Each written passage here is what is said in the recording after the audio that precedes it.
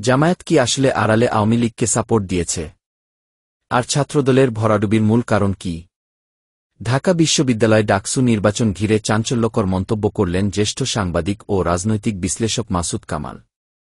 বুধবার 10 সেপ্টেম্বর নিজের YouTube channel কথাতে তিনি বলেন, জামায়াত মুখে আওয়ামী লীগকে নিষিদ্ধের দাবি তুললেও মাঠ পর্যায়ে উল্টো আওয়ামী লীগকে সমর্থন দিয়েছে।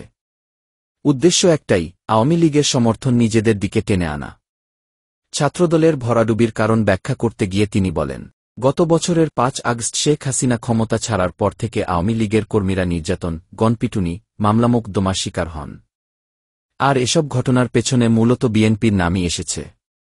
এর ফলে ছাত্রলীগের কর্মীদের পরিবারগুলো বিএনপি দ্বারা ক্ষতিগ্রস্ত হয়েছে।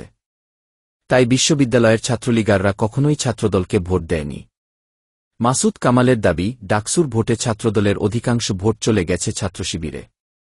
ব্যতিক্রম শুধু জগন্নাথ হল, যেখানে হিন্দু শিক্ষার্থীরা শিবিরকে বিশ্বাস না করে ভোট দেননি।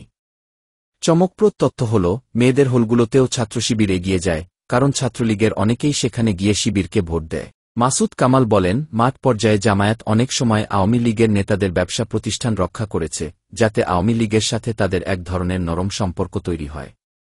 বাইরে থেকে আওয়ামী লীগ বিরোধী স্লোগান, ভেতরে কৌশলী সমর্থন, এটাই ছিল জামায়াতের স্ট্র্যাটেজি। তাহলে প্রশ্ন থেকেই যায়, জামায়াত কি ভবিষ্যৎ রাজনীতির হিসাব কষে এভাবে দ্বিমুখী খেলা খেলছে?